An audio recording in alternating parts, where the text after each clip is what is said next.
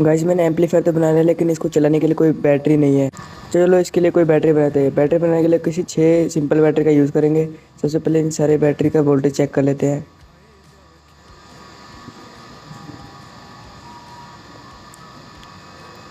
इनमें से कोई भी बैटरी फुल चार्ज नहीं, इसलिए मैं इसको चार्ज करने के लिए बक कन्वर्टर का यूज़ करूँगा। तो बारी बारी करके इन सभी बैटरी को चार्ज कर लेते हैं। दूसरी बैटरी के लगाने के थोड़ी बाद ये पता नहीं ये बक कन्वर्टर जलने लग गया। इन सभी बैटरी को मैं किसी तरह चार्ज कर लूँगा। और आप पार्ट 2 के लिए सब्सक्राइब ज़रूर कर लेना।